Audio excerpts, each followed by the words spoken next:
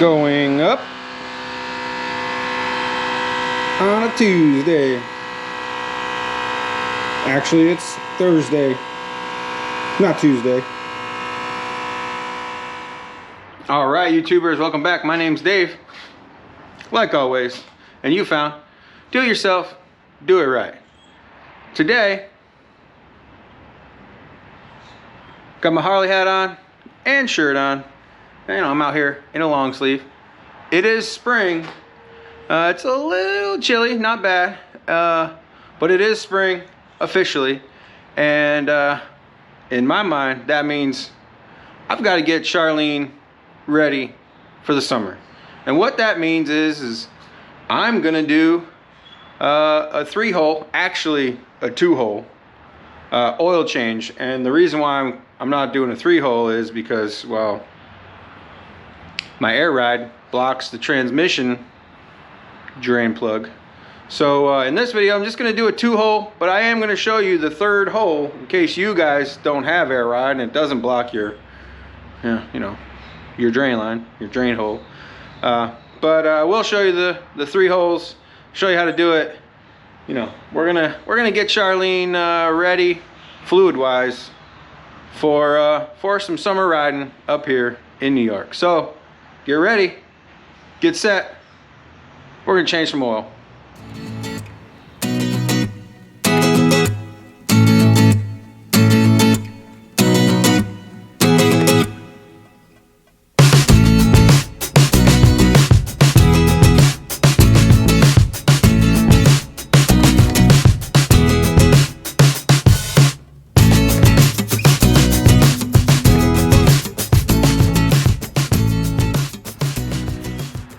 Alright guys, so I'm going to try and keep this fairly short, fairly sweet. You know, it's an oil change. So I'm going to show you where, what, when, and how. I'm not going to show you the, draining of the oil, but I will show you how. And I'm going to show you the tools that you're going to need. And, I've touted this thing in many other videos, links to those around my head. And what I'm talking about, this here set, Allen's, hex sockets, whatever you want to call them. And you are going to need one. Actually, you're going to need a couple out of there. The first one you're going to need is this little guy here. And this is a 1/4-inch hex socket. You're also going to need, I believe this is a 3/8. Yep, this is a 3/8 Allen wrench. And the reason why you're going to need these is, well, because you have to get into here with the with that Allen wrench. This is the transmission filler port right here, which I'm not going to be opening or changing the transmission because my air ride blocks the drain, and I'm not about to take the air ride apart just to do that right now. I have an alternate method for changing those fluids. The other reason you're going to need this socket here, because the oil drain for the tank, this is the oil tank, the drain line comes down and there's a socket up underneath here, and you just take that guy out and all the oil drains out of the oil tank. So to make that process a little faster, you should always open up the tank. You can either just open it and leave it like I do, like so, or take it out completely, set it on the floor. Same goes for your transmission. You should open this up before you start draining your fluids. Open it up, let it sit. This is also a dipstick, by the way, so you know that you got the right amount of fluid in there. So I'm going to go ahead and I'm gonna start draining the oil tank. I forgot to mention, obviously you're gonna need an oil pan of some sort. Some people use the oven pans from Walmart, the aluminum ones. So the easiest way to find this drain is, you see your oil tank here. You can see the line that comes down in here. See that line that comes down through here? And then, like I showed you before, up underneath here is where the drain is. You just get your socket in there and bust it loose. Maybe. Yeah, use two hands, I guess. Wow, that is really on there. Yep, that sucker is in there, boy. Holy moly. Yep. Great Caesar's Ghost. I wish I could blame this tightness on somebody else, but geez, I put it in last. Yep. She's torqued for sure. Had to get the big gun out. See if I can break it loose with more leverage. Make sure we're going in the right direction.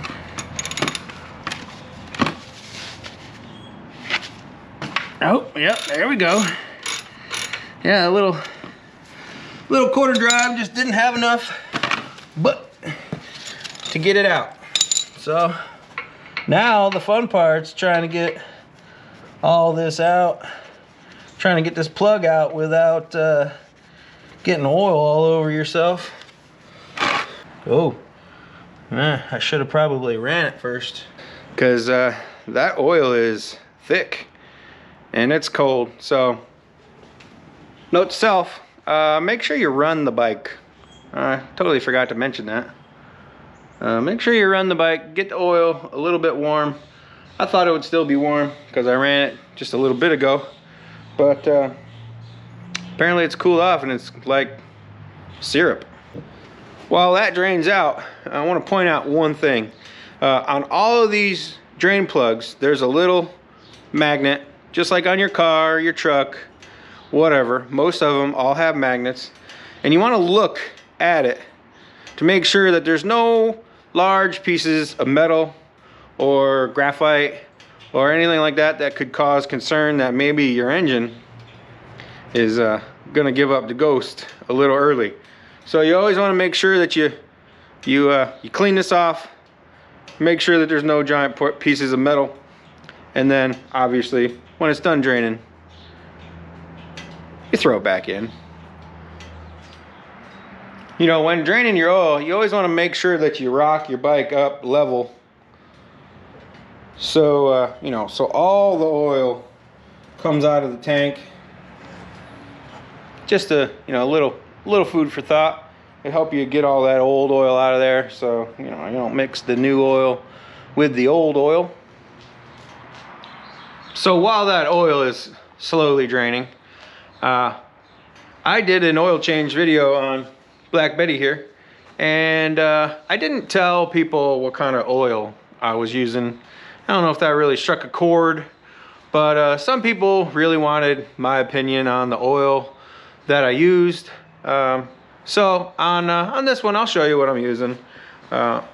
This bike, you know, she's my baby, so I don't really ride it all that much. Maybe lucky if I get 1,000 miles on it a year.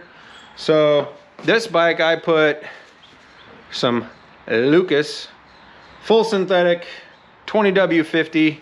You got to make sure that it's you know, the V-twin kind. You know, it makes a difference. It really does. So this one meets, exceeds, blah blah blah, all of these different categories. Also in this bike, I run the same fluid in all 3 holes. So you know, some people do, some people don't. Some people say that if you put gear oil in your transmission, it'll run quieter and it'll shift smoother. That might be, but I like the ease of knowing that I got the same oil in all 3 holes: primary, transmission, and oil. So you know, in case I have to add some, it's easy. I just go over to my bench, I grab out the oil that I'm using, and you know, I just add. So that's the benefit of that. And also, I always run these K&N oil filters. Now, this might, you know, hurt people's feelings, but you know, as much as I ride or don't ride my bike, I'm not putting really expensive filters on my bike. These K&Ns, you know, they're fine. They're fine for, you know, a couple thousand miles. I'm not riding thousands and thousands of miles at a time. I'm not doing any iron butt challenges. I'm not doing any of that craziness. So I'm around the town. I hate to admit it, but I'm a fair weather rider because I don't like getting wet when I'm out riding. So, you know, these K&Ns, they work fine. I get to pick them up at O'Reilly's. I don't have to special order them from anywhere. They're fine. And the part number for this bike is KN171 Bravo. You can pick them up at O'Reilly's. I got this one at O'Reilly's. I get all the oil at O'Reilly's. So there you have it, folks. That's what I use, and the reasons why I use it. For those of you that, you know, disagree, say I should be using Harley this and Harley that, or AMSOIL this or AMSOIL that, and whatever. That's, you know, that's your opinion, and that's fine. So gonna get back to well, it's still draining. While it's draining, I guess I'm just gonna go ahead and show you the process of changing the transmission oil. Now, my process is a little bit different. Like I said earlier, my air ride gets in the way. The shocks get in the way. So I guess I kind of jimmy rig it. I get down in there with a syringe and I suck out as much oil as I can, and then I change it that way, measure it, put it back in, check it on a dipstick. That's how I change my transmission fluid, only because that's how I have to, because I'm definitely not pulling these shocks off.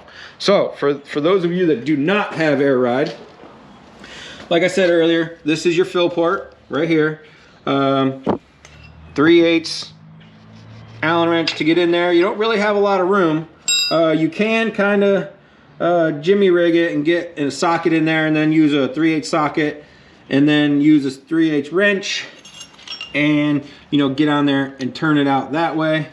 But, you know, you just do it the way you got to do it. However you do it is fine. So the hard part is actually getting to the drain plug.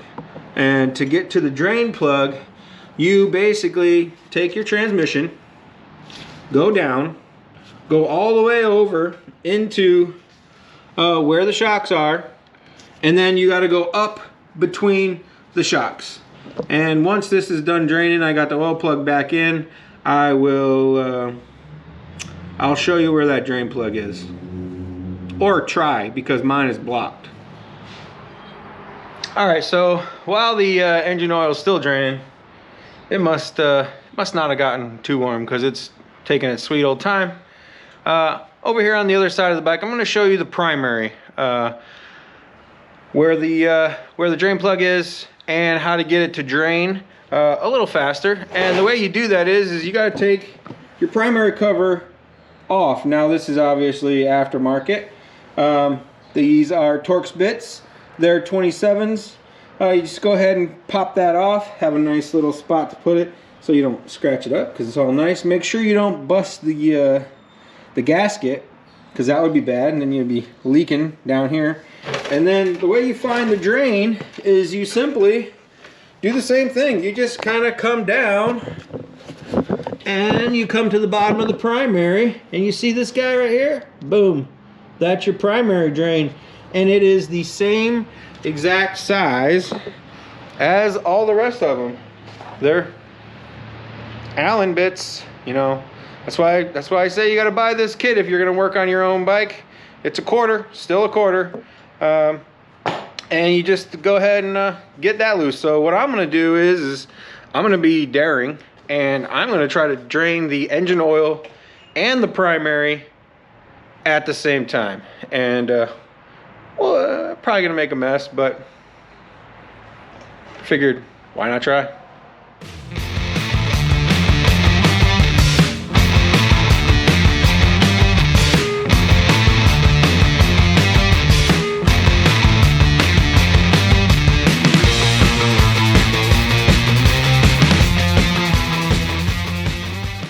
All right, so as you can just see, you know, just pop open the primary cover, take the drain plug out, it's draining.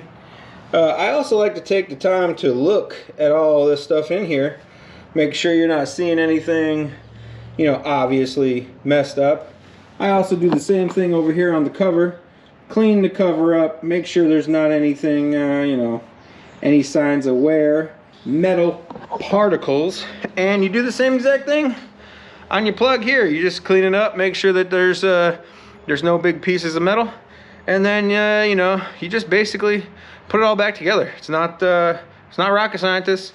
You just, you know, obviously put the plug back in there when it's done draining. Now filling this, you know, this primary, it's a little bit different.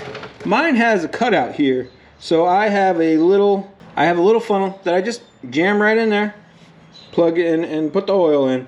And you know, it's fairly easy. I just I believe it's 24 fluid ounces, and obviously you know, dump it in there and let it roll. 3 quarts in your engine. I always dump in 3, let it sit, run it, let it sit, check the dipstick. Obviously check the dipstick to make sure your oil level, and then you add from there. The transmission for me, it's obviously always different because I always get a different amount in or a different amount out, and then I have to put that same amount in. But I believe if you're doing a normal change on yours, it's also 24 ounces of gear oil or engine oil, whatever you choose to put in there. So then moving forward, obviously well, maybe not obvious if you're doing this for the first time, this here is your oil filter. Now I will say that you are going to get oil all over the place when you take this filter off. Now this is another reason why I like these K&N filters. They have these, they call it a wrench off. You can get a socket in on there and you can turn it off, as long as it's not Gorilla tightened on there, because these are kind of flimsy. There's also holes on each side. There's one here and here. If you can get a screwdriver up in there, that helps you to turn it also. But what I do is I jam some rags up underneath here. Some people have also cut out bottles. You can cut it out, put it in there. Either which way you look at it, it's gonna make a little bit of a mess. I mean, it does have oil in it, obviously.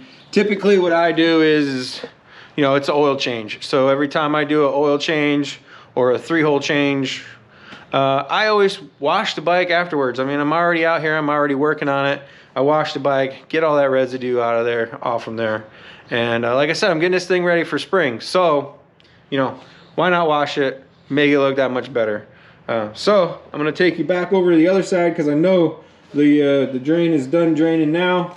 And obviously we're gonna throw the plug in, and it's dripping a little bit, so that's not bad. It is possible to drain them both at the same time if your pan is big enough, but obviously you just take your plug, put it back up in there, and you know, lefty loosey, righty tighty, and you're done. Obviously I'm gonna throw my my ratchet on it, and we'll be done with the oil change, other than adding your oil. Done draining, and the same thing, plug, install, tighten, clean up oil, ready to put fluid back in there. So I'm a little bit of a worrywart when it comes to capacities and stuff, so I was getting a little confused. I wanted to make sure that I had the correct amount of oil, and I was telling you guys the correct amount. So the oil capacity for the engine is 3, it says 3.3, so 3, add if you need, or don't add. Transmission is 24 fluid ounces, and the primary is 1 full quart. So that's what I'm gonna put a whole quart of 20W50 full synthetic. Yeah, make sure you use full synthetic, or at least that's what they recommend, full synthetic. If you don't like full synthetic, don't use full synthetic. You know, doesn't matter to me. So that's what I'm gonna do. Both plugs are in. This is obviously still off. Gonna jam some oil in there. Gonna put oil on the other side, and then we're gonna move up to the dreaded oil filtre. Yep, this stuff definitely needed to be warmed up. This is like molasses in January, boy. Whew, this stuff is thick. It'll take me all day just to get 1 quart in here. Oh, slow it down. Slow it down. Whoa, oh, don't want to overflow. Whoa, up. Living on the edge. Living on the edge. Yeah, that's why I don't sing. Jesus, man, this stuff is taking forever. It's only 1 quart. Slow. Whoop. Yeah, gotta live. Oh, live dangerously. Almost there. Almost there. How many of you guys have heard that before? Oh, and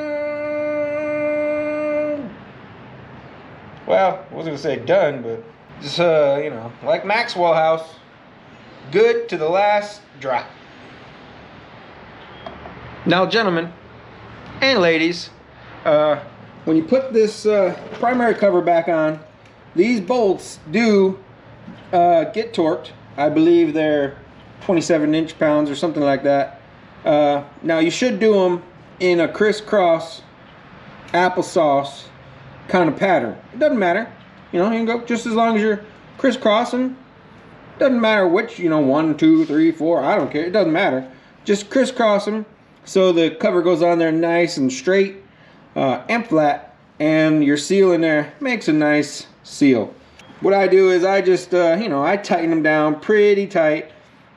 And then after a couple of rides, I come back and make sure that they're still tight. And obviously, you always look for leaks. So, yes, there is a torque spec. If you want to look it up, go ahead. But, you know, I just tighten them down nice and tight. Not too tight, just tight. And you just keep checking on them. That's all. You can throw some thread locker on there, but if you do that, it'll be a little bit harder to get off. You can get the easy thread locker, but I just keep checking it. You know, I'm out here in my garage all the time, so I just, you know, routine kind of maintenance. That's one of the things that I always check. Now on to the dreaded oil filter. For those of you that want to use these K&Ns, that little wrench off nut thing on the back, it's an 11/16, and I use a deep well. It you know, it gets up in there pretty well. And I'll show you what I'm talking about. You can see I got my rag jammed up in there. You just take your socket, just jam it up on there, and wrench it off. Let's see if I can get this one off. Now this one's a chrome one. Boy, uh-oh. That's not good. It might not come off. Ah, shoot. And there you have it, folks. She's gonna fight. It fight coming off the last time that I changed the oil. And it's gonna do the same thing. Yep, son of a gun. All right, so as you guys saw, the filter didn't want to come off. And partly that was my fault. I grabbed the wrong socket. You know, I have two 11/16 sockets. This one is one of my snap-ons, and it's a 12 point. So in this case, you know, you don't panic. You don't start flipping out and you're, you know, wondering, oh my God, how am I going to get the filter off? You just, you know, relax, take a chill pill. You look at what you got. And I also have an 11/16 Craftsman, but it's a 6 point. Now what the 6 point does is, you know, there's a lot more grippage area. You know, it's a 6 point. Sometimes with the 12 points, it'll slip to the next little point. So, you know, my fault. I should have grabbed the 6 point. I didn't pay attention. I grabbed the 12 point. And to help that filter come off a little bit easier, I started the bike again, let the oil get warm, warms that filter up a little bit. You know, thermal expansion, everything's warm. Then you put your, you know, your wrench back on it, and, you know, you turn it till it starts to come off. And it broke loose. The bike is warm, so now I'm gonna lose some of my nice new good oil, but I mean, I guess that's the price you pay for using the wrong socket at the beginning. Get back in here and slowly slowly turn that filter off. You know, that O-ring really grips. So you slowly turn it off. And there you have it. You just keep turning it till it comes all the way out. Nice and loose. And of course, this is where you're gonna make a mess. And I'll bring you back after I've made the mess. All right, after you got the filter off and you've made your mess and you've cleaned up your mess, before you go and jam a new oil filter on, you have to make sure that you take some new oil and you rub it around your O-ring here. And the reason why you want to do that is well, it helps it seal, and next time you go to take the filter off, it allows you to, you know, turn it off that much easier. So, you know, I still have my rag up in there that's dripping every once in a while. So make sure you pull your rag out, throw your filter up on there, tighten it on there, you know, hand tight, not too tight. You don't want to gorilla torque it on there, just tight enough to make sure she's not going to leak. And I should mention that you should clean that flange right there, which I've already done, where your filter mates to. Clean that flange in there. You know, it only helps, you know, it doesn't hurt. It doesn't hurt to be cleanly. So, like I said, pull this out, throw this in here. You get her started. There you go. She started spinning on there nice and smooth. You don't want to cross thread it. Don't cross thread it. If it doesn't turn on nice and smooth and easy, you know, don't cross thread it. That's bad. That's bad juju. Take your wrench, and I just put a little bit on it here and there, and tight enough, and that's it. Now remember, you made a mess. There's going to be oil drippage. So if you fire up your bike and you go for a ride, you come back and, you know, you leave the bike in the driveway, you go in, get a cold snack or 5, you know, whatever you choose. I'm a Yingling kind of guy. Well, I used to be a Blue Moon, but now I kind of moved on to Yingling. Anyways, then you come back out, you see oil dripping underneath your bike and it's on the front side. You know, don't be too concerned. That's why I say go ahead and wash the bike. Get some water down in there, flush some of that oil out of there. Or you can make a cup and not make that much of a mess. But, you know, I choose to wash my bike afterwards. Unfortunately, today, it's starting to rain, so I'm not going to wash it. I'll wash it, you know, later on in the week maybe. But, yeah, don't be concerned if you see an oil dripper here or there. Now, if it's on the back side where you just changed oil, well, then your drain plug might be leaking, or your transmission plug might be leaking, or your primary plug might be leaking. You know, take notes, you know, look at it, check it back over. You know, it's always good to go over your work twice. You know, aviation, we have people look at our work. I do work. The guy at work with me, he looks over my work. I look over his work. It's no different when you're doing your own stuff. You can do it. Go get a cold snack, come back, look over your work. That's you know, that's you know, double check. It's not you know, it's not a terrible thing. So, you know, that's really all there is to it. Oil, transmission, primary, 3 holes, all the same oil, and you know, you're done in an hour. Maybe an hour and a half if you want to do a cold snack in the middle there. I don't know. It's not that difficult. It's fairly easy. You can do it on your own. There's no sense, you know, I'm into all this oil and a filter. I think 80 bucks. There's no sense of going to the dealership and have the dealership charge you $500 to change your oils. It just doesn't make sense unless you're throwing money away. And in that case, you can throw some my way. I'll take money, you know. You want to give me extra money instead of doing it yourself, getting your hands a little dirty. You know, I wear gloves.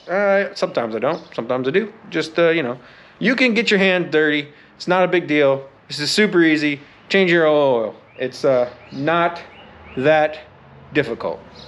So, you know, and like I always say, once you've done this, you know, take the bike for a test ride, get the oil up to temperature, go back, check levels, check your fluid levels, especially on your transmission, especially on your oil, your engine oil. Make sure you do that. Make sure you check your fluid levels after you've ran it. You know, just like a car. You know, run it, let it sit for a while, come back out, check your levels, and then you're done. You know, check your levels, make sure there's no leaks, and you're finished. It's like I said, super easy. So, you know, that's gonna do it for this video. Hopefully, you know, you guys like these easy oil changes. Like I said, I got one on my Road Glide over there. Link to that one around here. Got oil changes on the Hondas. You know, it's this is the easiest. This is like the easiest stuff that you can do. So, you know, that's gonna do it for this video. Like you guys do at the end of all my videos, like, tag, share, follow, subscribe. You know, hit that notification bell. That notification bell lets you know whenever I drop a new video. Dropping new videos every Thursday at 6 p.m. so you guys can watch it, you know, before the nightly news or after the nightly news or while you're cooking dinner. That's what I do. I watch myself while I'm cooking dinner. You know, I like to critique my own videos, so that's what I do. So like, tag, share, follow, subscribe. We're getting some good subscribers. Keep it going. And like always, till next time, thanks a lot.